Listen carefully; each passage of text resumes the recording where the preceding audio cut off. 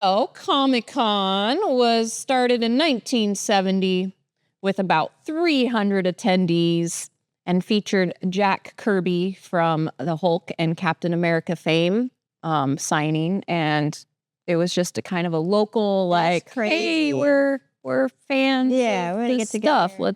Let's do a thing. And it slowly evolved over the years. But you can see we got some nice 82 costumes here. Nice. So that was something that was happening very early on. Mm-hmm. The fact that cosplay is such a huge thing for Comic-Con, it's not a recent development. Mm-hmm. Here we got Stan Lee and Jack Kirby hanging out. This is when the convention was in a hotel, I believe. And then it moved to somewhere else for a minute. And then they built the convention center. And it's lived at the convention center ever since 1991. Okay. In 95, it changed from San Diego Comic-Con to Comic-Con International San Diego and adopted the famous eye logo designed by Richard Bruning. And this is everywhere. Yeah. It's on every poster. It's on, you go to any of the restaurants nearby and they've done everything in comics and they have special menus because they need to limit what they can serve to get people in and out. But they've got it plastered everywhere, all over San Diego. Wow. Yeah. Oh, James Pampa. In 2005, they broke 100K attendees, which was a big milestone. In 2016, they sold out for the first time with 130,000 tickets sold in 1 hour. So when I say I was excited to get into Comic-Con, this is why. It is hard to get in.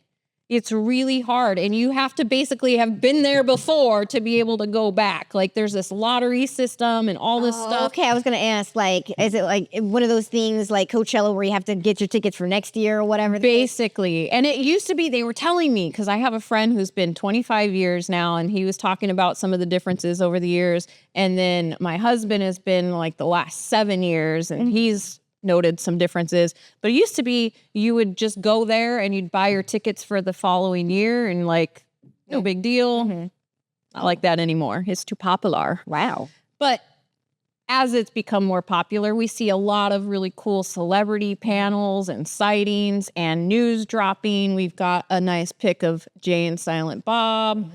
We've got a panel with some of our heroes from the Marvel universe.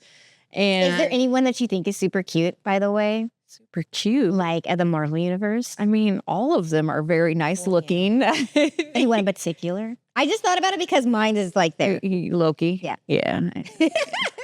I mean, they're all very nice looking gentlemen. But it brings in tons and tons of money over the 4 days. They make about $42 million a day. A day? The city of San Diego.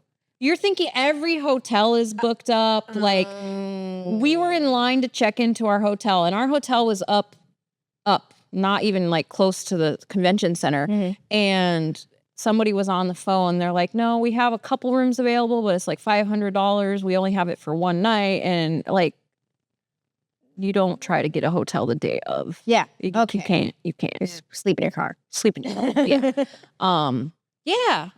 And then we have things like this year's news, the big news. Robert Downey Jr.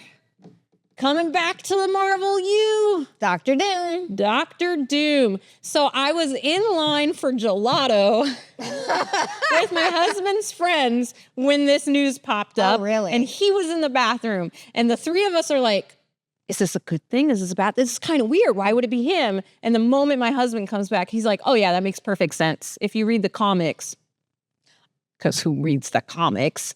I read the comics. Apparently it has to do with Secret Wars, which is what they're gearing up for. Oh, okay. So it does make sense. Okay. For all the haters. It does feel weird. It feels weird. Like, doesn't he have enough? But in like an artistic standpoint, he's playing a different character. Well, yeah, because you also have like Captain America, who was Johnny Storm. Yeah. Yeah.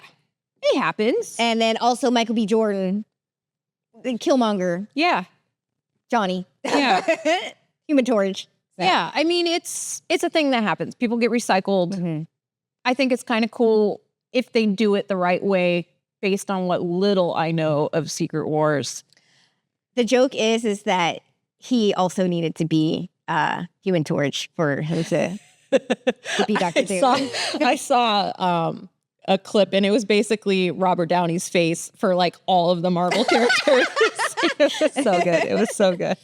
You just watched a clip from our podcast, Spotlight with Purple Easel. We're art instructors here at one of the largest paint and sip studios, and we have lots to say about art, creatives. We like to spotlight people. Yes, you want to make sure to like, subscribe, ring that bell, add to the conversation. And you can also find us on YouTube, X, and... Yeah, you want to watch the full up, because this was just a clip. Yes. Do the thing.